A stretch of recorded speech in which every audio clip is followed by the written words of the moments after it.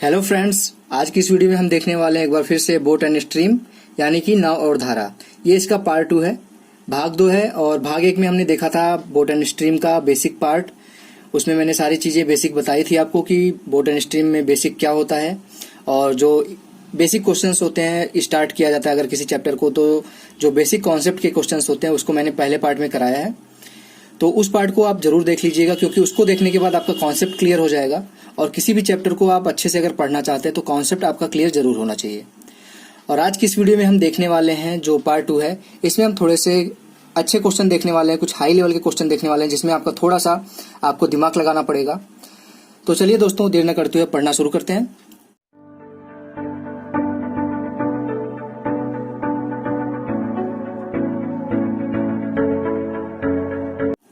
Hello friends, मेरा नाम है रोशन और आप सभी का आपके अपने यूट्यूब चैनल रोशन की क्लास में एक बार फिर से बहुत बहुत स्वागत है। आज की ये वीडियो हमारी स्पेशली आईबीपीएस, आरआरबी, पीओ और क्लर्क को ध्यान में रख के बनाया जा रहा है। तो अगर आप आईबीपीएस, आरआरबी, पीओ की कोचिंग तैयारी कर रहे हैं कहीं पे भी, तो आप ये वीडियो अगर देख रहे हैं तो आप ये वीडियो पूरी देखिएगा। यहाँ पे मैंने आपके लिए 4 क्वेश्चन दिखाए हैं आपको और चारों के चारों क्वेश्चन अलग अलग टाइप के हैं। चारों क्वेश्चन देखने के बाद आप लोगों का जो बेसिक कॉन्सेप्ट है वो तो क्लियर होगा ही, साथ ही में आपको क्वेश्चन कैसे अटेम्प्ट करना है वो भी ध्यान में अच्छे से समझ में आ जाएगा। तो चलिए दोस्तों, अब देर नहीं करते हुए पहला क्वेश्चन देख लेते हैं। आपके सामने है पहला क्वेश्चन। यहाँ पे क्वेश्चन कह रहा है, एक नाव है, धारा के प्रतिकूल 2 बिंदुओं के मध्य की दूरी 9 घंटे में और धारा के अनुकूल समान दूरी 6 घंटे में तय करता है। यानी कि कोई बिंदु यहाँ पे हम मान लेते हैं, यहाँ से लेके यहाँ तक। जब वो धारा के प्रतिकूल जा रहा है यानी कि अप स्ट्रीम जा रहा है, धारा के विपरीत, प्रतिकूल मतलब विपरीत, धारा के विपरीत जा रहा है तो उसको कितना टाइम लग रहा है? 9 घंटे लग रहे हैं। और जब धारा के अनुकूल आ रहा है यानी कि धारा के दिशा में जा रहा है तो उसको कितना टाइम लग रहा है? 6 घंटा लग रहा है उसको टाइम। ठीक, अब यहाँ पे आपको टाइम तो दे दिया गया है कि यहाँ पे अगर आपको स्पीड पता होती तब तो आप निकाल लेते, लेकिन यहाँ पे देखिए उसके बाद क्या कह रहा है, यदि शांत जल में नाव की गति, यहाँ पे शांत जल में यानी कि आपको यस भी दे दिया गया। पहले पार्ट को अगर आपने देखा तो मैं शांत जल में जो भी नाव की गति या फिर किसी चीज की भी गति है उसको यस भी मानता था। तो यस भी यानी कि जो स्पीड है बोट की वो 10 किलोमीटर 10 किमी प्रति घंटा, ये आपकी स्पीड है शांत जल में नाव की। तो आपको क्या ज्ञात करना है? धारा की गति ज्ञात करना है। यानी कि क्या ज्ञात करना है? धारा की गति को हम क्या मानते थे? यस यस मानते थे, इसको आपको फाइंड करना है। ठीक, इतनी सारी चीजें क्वेश्चन में दी हुई हैं। अब यहाँ पे आपको सबसे पहले जो यहाँ पे क्वेश्चन में दिया गया है, यहाँ पे टाइम दिया गया है। तो आपको बेसिक कॉन्सेप्ट आपका क्लियर होगा अगर आपका टाइम, स्पीड, डिस्टेंस आपने पढ़ा होगा अच्छे से। मैंने पढ़ाया है, आपने अगर देखा होगा तीनों वीडियो तो आपका क्लियर होगा कि टाइम इक्वल टू क्या होता है? Distance upon speed.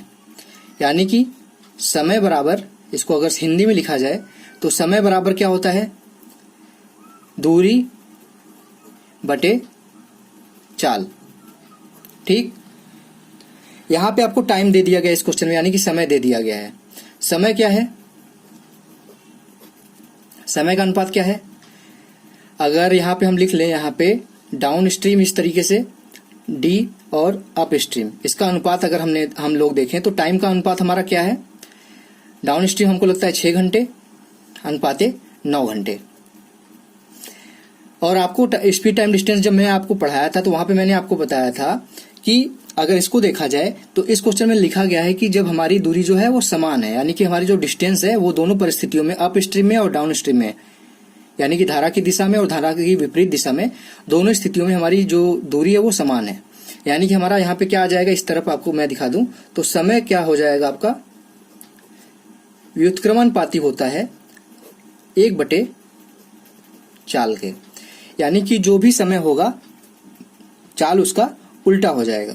यानी कि यहाँ पे अगर हमारा समय 6 है तो हमारा जो चाल होगा क्या हो जाएगा? 1/6 हो जाएगा।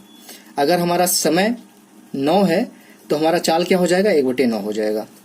तो इसके अनुसार यहाँ पे अगर हमारा समय का अनुपात कितना है? 6:9 है। इसको हम इस तरीके से भी लिख सकते हैं, 3 से कट करेंगे तो 3 दूनी 6 हो जाएगा और ये कट करेंगे 3 त्रिका 9 हो जाएगा, 3 यहाँ पे 3 आ जाएगा, 2:3 यानी कि 2:3। 3 से मैंने दोनों तरफ कट कर दिया, 3 दूनी 6 हो जाएगा, 3 त्रिका 9। तो हमारा जो समय का अनुपात था 2:3 आ गया। तो हमारा जो चाल का अनुपात है वो कितना आ जाएगा? आपको पता है कि चाल जस्ट उल्टा होता है। तो अगर समय का अनुपात 2:3 है तो चाल का अनुपात कितना हो जाएगा, 3:2 हो जाएगा। आशा करता हूं आपको समझ में आ गया होगा कॉन्सेप्ट। यहाँ पे टाइम स्पीड डिस्टेंस आपने पढ़ा होगा, अच्छे से मैंने पढ़ाया था। अगर आपने तीनों वीडियो देखी है तो ये सारी चीजें आसानी से आपको समझ में आ गई होंगी। अब इसके बाद आपने समय का अनुपात दिया तो उसके अनुसार चाल का अनुपात निकाल लिया। अब यहाँ पे आपको एस बी निकाल दिया हुआ है और एस एस निकालना है। तो एस बी बराबर क्या होता है, एस बी बराबर मैंने आपको बताया था पहली वीडियो में, एस बी बराबर होता है डाउन स्ट्रीम स्पीड जो होती है और जो हमारी अप स्ट्रीम स्पीड होती है, इसको हम एस यू से करते हैं, दोनों को जोड़ के 2 से भाग दे देते हैं तो हमारा बोट की स्पीड आ जाती है, जबकि वो बोट की स्पीड हमको मालूम है। और एस एस कैसे निकालते हैं, डाउन स्ट्रीम स्पीड है हमारी जो, उसमें से अप स्ट्रीम स्पीड को माइनस कर देते हैं और बटे 2 कर देते हैं तो हमारी धारा की चाल पता चल जाती है। अब हमको देखेंगे यहाँ पे डाउन स्ट्रीम स्पीड पता है, अप स्ट्रीम स्पीड पता है, यानी कि अगर हम इन दोनों को यहाँ पे डिवाइड कर दे, दोनों इक्वेशंस को, जो नाव की स्पीड है और धारा की स्पीड है, उन दोनों को यहाँ का अनुपात अगर हम निकाल लें यहाँ से तो 2 से 2 कट जाएगा। यहाँ पे S D plus S U है, यानी कि क्या हो जाएगा, एस डी ये है हमारा 3 और एस यू है आपका 2, 3 और 2 जोड़ेंगे तो कितना आ जाएगा, 5 आ जाएगा। नीचे क्या होगा, 3 - 2 क्या हो जाएगा, 1 आ जाएगा। यहाँ पे क्या आ गया आपका, इस तरफ लिख देता हूं मैं, फिर से ध्यान से देख लीजिएगा, एस बी बटे में एस एस क्या आ गया आपका अनुपात, 5:1 आ गया। ठीक, ये तो आपका देख लीजिए दिया हुआ है। अब यहाँ पे आपको क्वेश्चन में दिया हुआ था कि एस बी बराबर स्टार्टिंग मैंने लिखा था 10 किलोमीटर प्रति घंटा, यानी कि एस बी की जो अनुपात 5 आए, ये आपका कितने के बराबर है, 10 किलोमीटर के बराबर है। जब 5 का यूनिट आपका 10 के बराबर है तो 1 यूनिट के बराबर कितना होगा, 2 किलोमीटर। 5 दूनी 10, यानी कि 1 यूनिट बराबर 2 किलोमीटर आ जाएगा। और यही आपको निकालना था कि एस एस का जो स्पीड है, यानी कि जो वो है क्या कहते हैं, ये प्रति घंटा था, तो ये भी प्रति घंटा हो जाएगा। जो हमारी धारा की चाल है वो 2 किलोमीटर प्रति घंटा आ जाएगा। इस तरीके से आप निकाल सकते हैं। तो आशा करता हूं आपको पहला क्वेश्चन समझ में आ गया होगा दोस्तों। इस क्वेश्चन में आपको थोड़ा सा दिमाग लगाना था कि स्पीड टाइम डिस्टेंस का आपको कॉन्सेप्ट यहाँ पे यूज करना था। उसके बाद इसके थ्रू आपको चाल निकाल लेंगे। आप उससे समय दिया था जिससे चाल निकाल लेंगे, और चाल निकालने के बाद आप फार्मूला लगा देंगे एस बी का और एस एस का, जिससे आपको एस बी तो पता था, उसके द्वारा हम एस बी का यूनिट 5 आया था तो उसको हम किलोमीटर में कन्वर्ट कर लिए, तो 1 यूनिट बराबर 2 किलोमीटर हो गया, जो कि हमारा एस एस के बराबर था। तो हमारा एस एस आ गया 2 किलोमीटर प्रति घंटा हमारी धारा की चाल थी। तो आशा करता हूँ पहला क्वेश्चन समझ में आ गया होगा फ्रेंड्स। अब देखते हैं दूसरा प्रश्न। अब फ्रेंड्स देखिए दूसरा प्रश्न है, पहले प्रश्न पढ़ लेते हैं हम। एक आदमी है शांत जल में 12 किलोमीटर प्रति घंटे की चाल से नाव चलाता है। शांत जल में 12 किलोमीटर प्रति घंटे की चाल से नाव चलाता है, मतलब शांत जल का मैंने अभी आपको बताया था कि उसको हम एस बी मानते हैं। यह क्या है आपका 12 किलोमीटर। सबसे पहले क्वेश्चन में जो दिया गया रहे उसको नोट कर लीजिए, जिससे आपको क्वेश्चन करने में आसानी हो, प्रति घंटा। उसके बाद बोल रहा है यदि उसे 36 किमी जाने और आने में कुल 8 घंटे का समय लगता है, यानी कि 36 किलोमीटर जाता है और 36 किलोमीटर ही वापस आएगा, जब उतना ही जाएगा तभी तो उतना वापस आएगा। तो यदि उसे 36 किलोमीटर जाने और आने में कुल समय 8 घंटे लगता है, यानी कि यहाँ पे अगर यहाँ पे इस तरीके से हम रख के देखें तो यहाँ से वो 36 किलोमीटर जाएगा। ये पूरा डिस्टेंस 36 किलोमीटर है, 36 किलोमीटर जाएगा और 36 किलोमीटर फिर वापस आएगा। तो जब जाएगा और जाने और आने में उसको कितना समय लगा है, 8 घंटे। ठीक, तो जाएगा तो क्या होगा, शांत जल की जो स्पीड है यानी कि एस बी है, प्लस क्या हो जाएगा, एस एस हो जाएगा। धारा की दिशा में अगर जाएगा तो किसी न किसी जाएगा चाहे आएगा, एक बार तो उसको धारा की दिशा में जाना ही होगा और एक बार उसको धारा के विपरीत दिशा में आना ही होगा। तो हम अगर स्टार्टिंग में उसको मान लेते हैं कि धारा की दिशा में जा रहा है तो S B plus S S हो जाएगा जब जा रहा है वो धारा की दिशा में, और धारा की दिशा से विपरीत जब आ रहा है तो क्या होगा, नाव की स्पीड माइनस धारा की स्पीड कर देंगे, यानी कि S B minus S S हो जाएगा। ठीक, ये आपको क्लियर हो गया। आपको पता है कि एस बी बराबर आपको 12 किलोमीटर दिया गया है, तो इसको हम इस तरीके से भी लिख सकते हैं 12 प्लस एस एस, और इधर क्या होगा 12 माइनस एस एस। ठीक, ये आपका क्लियर हो गया। अब उसको लगा कितना, जाना कितना था, 36 किलोमीटर जाना था, 36 किलोमीटर इस स्पीड से जाएगा और 36 किलोमीटर ही इस स्पीड से आएगा।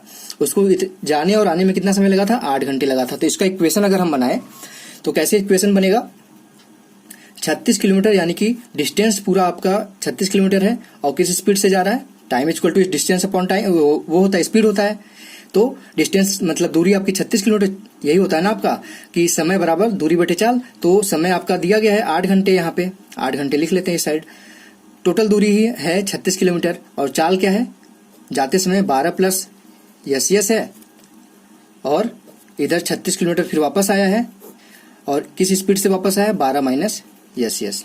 ठीक, अब चाहें तो यहाँ पे आप डायरेक्ट, मैं आपको ट्रिक बता देता हूँ, ट्रिक ध्यान दीजिएगा। ट्रिक के बाद मैं बेसिक तरीका भी बताऊंगा कैसे क्वेश्चन को, अगर ट्रिक नहीं आपको याद रहता है एग्जाम में तो उसको बेसिक तरीके से कैसे सॉल्व करेंगे।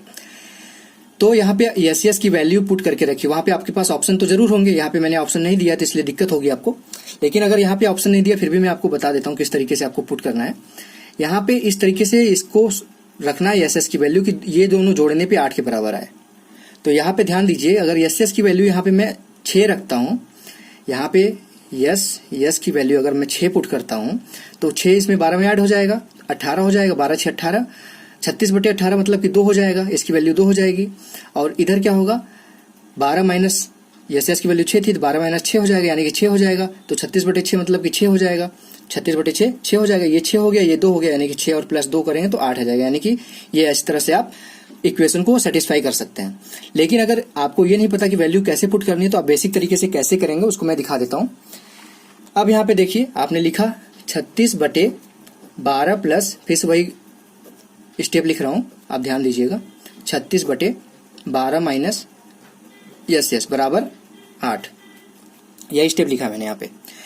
अब इसका एलसीएम लेंगे आप, एलसीएम कितना आएगा, 12 का गुणा 12 में हो जाएगा तो क्या आएगा, 144 आएगा, माइनस इसका इसमें गुणा होगा तो माइनस हो जाएगा, प्लस और माइनस माइनस हो जाएगा, और यस स्क्वायर हो जाएगा कि ये यस का मल्टीप्लाई यस में होगा तो प्लस और माइनस माइनस हो जाएगा, और यस से गुणा होगा तो यस स्क्वायर हो जाएगा। ये हो गया। अब उसके बाद 36 का गुणा इसमें जो भी ये वैल्यू होगी इसका इसमें भाग देंगे और जो भी आएगा उसमें 36 का गुणा करेंगे, यानी कि यहाँ पे 36 कॉमन ले सकते हैं, 36 यहाँ पे गुणा होगा, 36 यहाँ पे गुणा होगा, कॉमन ले लिए तो अंदर क्या बचेगा, इधर से ये जाएगा तो क्या बचेगा, 12 minus yes plus 12 plus yes, ये आपका बंद कर दीजिए, ये बराबर है 8 के। अब इधर देखेंगे तो ये माइनस था, ये प्लस था, कट जाएगा, इधर कितना बचा अंदर, 12 प्लस 12 24 हो जाएगा। थोड़ा सा कैलकुलेशन लेन दिए तो समझने की कोशिश करिएगा, 24 में गुणा हो जाएगा, बटे में क्या है 144 माइनस यस स्क्वायर बराबर 8। अब इधर से अगर हम इस चीज को पूरा उठा के इस साइड ले जाएं और 8 को इधर ले आए तो क्या हो जाएगा, 36 गुणे 24 बटे 8 बराबर 144 माइनस यस स्क्वायर। 8 से कट कर दीजिए इसको, इस चीज को कट करेंगे, 8 3 24, ये नहीं कट होगा, 3 बचा इधर, और 36 गुणे 3 करें तो कितना होगा, 36 दूनी 72 होता है, मतलब 108 आ जाएगा आपका यहाँ पे, 36 यहाँ 108 होता है, और इधर क्या होगा 144 माइनस यस स्क्वायर। ठीक, बस कैलकुलेशन थोड़ा सा लेंदी है, लेकिन कैलकुलेशन अगर आपका फास्ट होगा तो आप यस को इस साइड ले जाएंगे, पॉजिटिव बनाएंगे उसको, यस स्क्वायर बराबर क्या हो जाएगा 144 में से 108 कटेगा तो कितना आएगा, 36 आएगा। तो ये स्क्वायर कितना, 36 किसका वर्गमूल होता है, यस बराबर आपका आ जाएगा 6। देख लीजिए वही आंसर आया जो स्टार्टिंग में हमने सेटिस्फाई कराया था, ट्रिक के द्वारा हमने जो सेटिस्फाई कराया था यहाँ पे वही आपका आंसर आया। बस इसको ध्यान दीजिएगा किस तरीके से सॉल्व करते हैं, सिर्फ कुछ नहीं करना है आपको, एलसीएम लेके जो फाइंड करते हैं कोई वैल्यू उस तरीके से ही फाइंड करना है। तो आशा करता हूँ आपको दूसरा क्वेश्चन भी दोस्तों समझ में आ गया होगा, किस तरीके से अगर आप लोगों को यहाँ पे कोई चाल दे दी गई रहे शांत जल में और डिस्टेंस दे दिया गया रहे, उसके बाद समय दे दिया गया रहे, तो उस क्वेश्चन को कैसे सॉल्व करेंगे, धारा की चाल निकालना हो तो इस तरीके से आप आसानी से सॉल्व कर सकते हैं। तो दोस्तों ये था दूसरा क्वेश्चन। अब चलते हैं हम थर्ड क्वेश्चन की तरफ, और चलिए दोस्तों तीसरा क्वेश्चन भी देख लेते हैं। आप दोस्तों देखिए थर्ड क्वेश्चन, ये भी एक यूनिक क्वेश्चन है, अलग टाइप का क्वेश्चन है, तो इसको भी बहुत ध्यान से देख लीजिएगा। एक जहाज है, एक किनारे से दूसरे किनारे पर धारा की दिशा में 6 घंटे में पहुंचता है। जब धारा की दिशा मतलब डाउन स्ट्रीम 6 घंटे में पहुंचता है, समान दूरी, यानी देख लीजिए यहाँ पे भी समान दूरी दिया गया है, समान दूरी धारा की विपरीत दिशा में यानी कि अप स्ट्रीम वो 8 घंटे में जाता है, तय करता है। यदि धारा की गति भी दे दिया गया है, यहाँ पे देख लीजिएगा 3 किमी प्रति घंटा है, तो दोनों किनारों के बीच की दूरी, यहाँ पे डिस्टेंस आपको काउंट करना है, बताना है कि डी क्या होगा, दूरी क्या होगी दोनों किनारों के बीच की। तो यहाँ पे आप देखेंगे कि दूरी तो समान है, उनके बीच जो डाउन स्ट्रीम समय लगा था उसको, यानी कि टी उसको मान लेते हैं डाउन स्ट्रीम को, वो कितना लगा था उसको 6 घंटे लगा था। और TU कितना लगा था अप स्ट्रीम, उसको लगा था 8 घंटे। जो जो प्रश्न में दिया है पहले वो लिख लेते हैं। और धारा की गति दिया है, यानी कि धारा की गति को हम क्या मानते हैं, यस मानते हैं। तो 3 किलोमीटर प्रति घंटा धारा की गति है। अब आपको डिस्टेंस यहाँ पे बताना है। तो सबसे पहले अगर हम डी मान लिए हैं डिस्टेंस को, उसके बाद टाइम इक्वल टू क्या होता है, समय बराबर दूरी बटे चाल। ये तो सब बेसिक फॉर्मूला है आपका स्पीड टाइम डिस्टेंस का। ठीक, अब यहाँ पे देखिए एक चीज ध्यान दीजिएगा कि दूरी तो समान है, यानी कि जो 6 घंटे में जा रहा है समय की जगह पे अगर हम 6 रखें तो डी हमने क्या माना था, स्मॉल डी माना था। और समय कितना, उसको स्पीड क्या है, उसकी धारा की दिशा में जा रहा है, तो 6 घंटे उसको धारा की दिशा में लगा था। तो धारा की दिशा में अगर जाएगा तो उसको समय की जो स्पीड होगी उसको क्या मानेंगे, हमारी जो नाव की स्पीड होगी, यस भी हम मानते हैं नाव की स्पीड को, और धारा की स्पीड यानी कि 3। अब ये 3 कहां से है, ये दिया हुआ है प्रश्न में, धारा की जो गति है। ये हो जाएगा पहला इक्वेशन। ठीक, अब उसके बाद दूसरा क्या बोला है, जब अप स्ट्रीम आता है तो उसको 8 घंटे का समय लगता है, दूरी हमारी समान है तो डी ही रहेगा, नाव की गति तो सेम रहेगी, यस भी रहेगा, और जो हमारी धारा की गति होगी वो माइनस कर देंगे अब। ठीक, ये हो जाएगा हमारा दूसरा इक्वेशन। ठीक, पहला दूसरा इक्वेशन अगर हम डिवाइड करते हैं, यहाँ पे पहले इक्वेशन को दूसरे इक्वेशन से भाग देते हैं तो डी से डी करके क्या हो जाएगा, 1 आ जाएगा।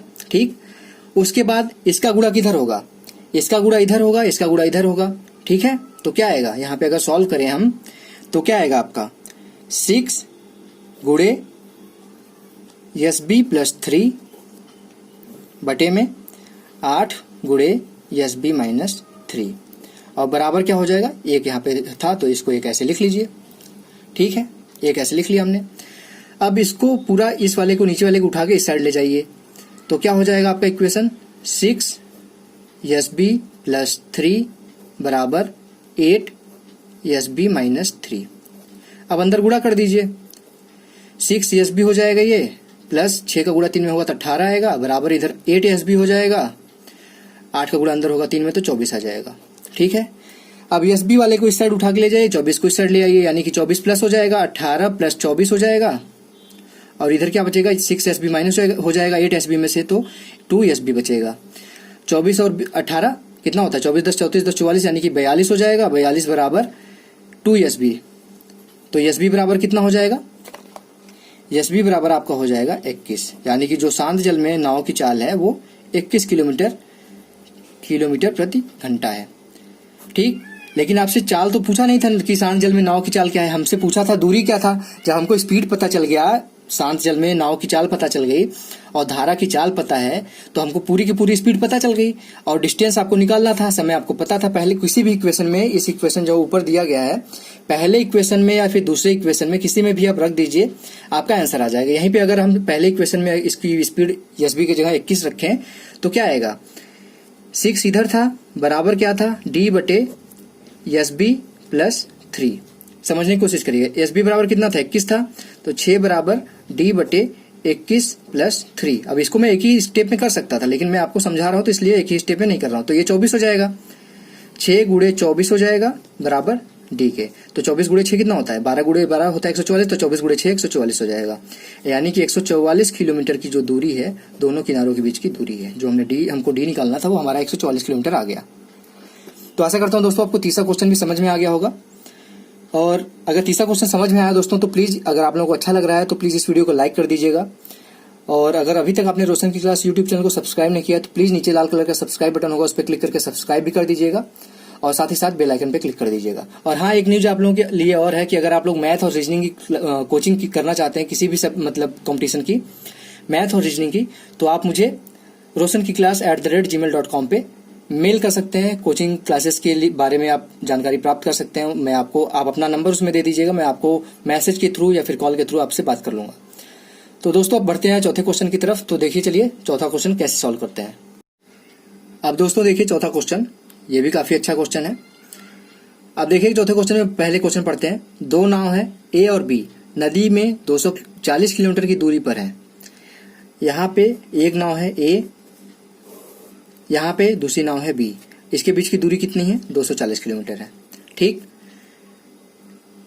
और वे एक दूसरे की ओर चलना प्रारंभ करती हैं। यानी कि ये इस साइड जा रही है और ये इस साइड जा रही है, एक दूसरे की ओर चलना प्रारंभ कर रही हैं। तो एक दूसरे की ओर चलना प्रारंभ कर दी एवं 8 घंटे बाद मिलती हैं, यानी कि कहीं पे मिलेंगी, मान लीजिए कहीं पे भी, तो इनको मिलने में कितना समय लगेगा? 8 घंटे का समय लगेगा। यानी कि इनको जो पूरी दूरी तय करनी है, ए इधर से चल रहा है, बी इधर से चल रहा है, कहीं ना कहीं मिलेंगे तो पूरी दूरी तय हो जाएगी, उसको तय करने में इनको 8 घंटे का समय लग रहा है। ठीक, अब उसके बाद क्या बोल रहा है कि धारा की दिशा में नाव की गति, धारा की दिशा में नाव की गति मतलब S B plus S S.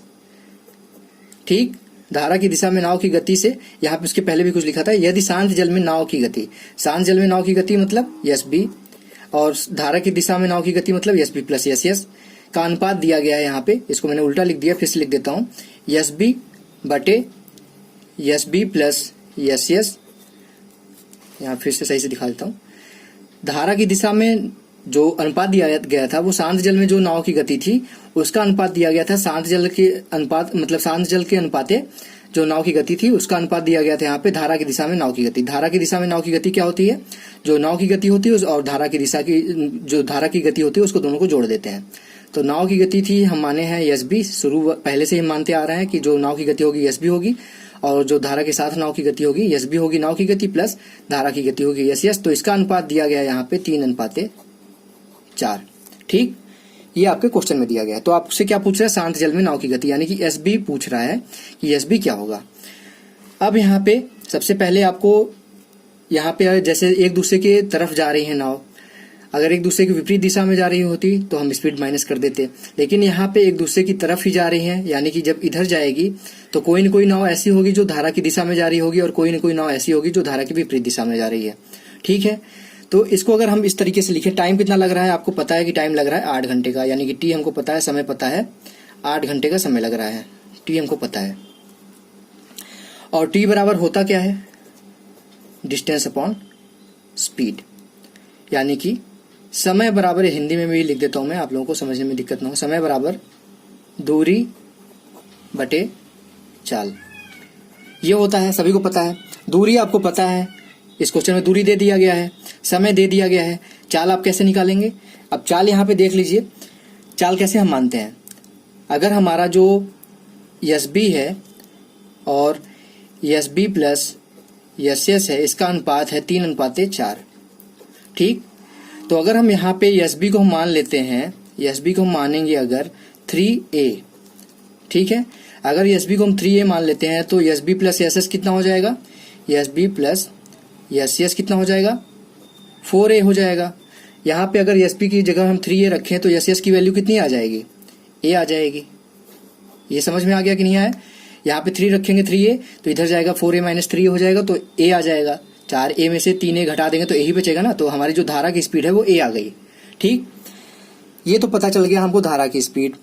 उसके बाद ये आपका निकल गया एस एस बराबर a। उसके बाद यहाँ पे हम जो समय बराबर दूरी बटे चाल किए थे, इसको अब हम कैसे करेंगे? इसको मैंने कल की वीडियो में जो पहली पार्ट मैंने बताया था कि अगर कोई भी नाव एक दिशा में जा रही है, दूसरी नाव दूसरी दिशा से आ रही है, तो अगर उसमें एक जगह धारा की दिशा, जो धारा की स्पीड होगी जुड़ेगी और दूसरी तरफ से धारा की स्पीड माइनस होगी, तो अगर हम इसको नेग्लेक्ट भी कर दे, धारा की जो चाल है उसको नेग्लेक्ट करके, यानी कि हटा के, उसको हम मानते ही नहीं है, सिर्फ दोनों नाव की, अगर एस बी इधर से आ रही है, एस बी इधर से आ रही है, अप स्ट्रीम और डाउन स्ट्रीम, तो दोनों को अगर हम जोड़ दें, दोनों की स्पीड, तो हमारा डायरेक्ट स्पीड आ सकता है। लेकिन अगर हम यहाँ पे मैं आपको समझा रहा हूँ तो इसको अब मैं सारी चीजें आपको बताते चलूंगा, तो यहाँ पे आप करके बताते हैं कि कैसे नेग्लेक्ट होती हैं सारी चीजें। ठीक, तो यहाँ पे आपको पता है टी बराबर होता है डी बटे एस, इसी फॉर्मूले में आप रखते हैं वैल्यू को।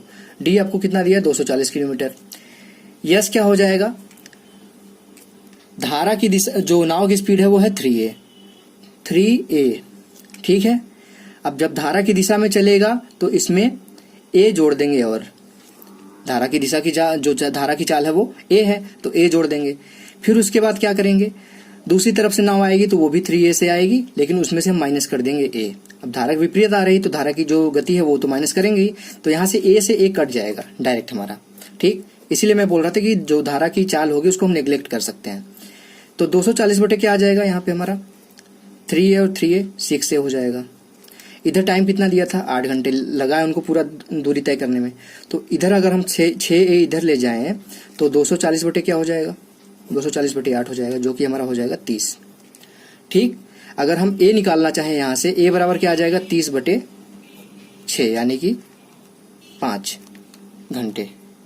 5 घंटे, ए बराबर आपका 5 घंटे आ गया, यानी कि जो ए है हमारा वो 5 घंटे आ गया।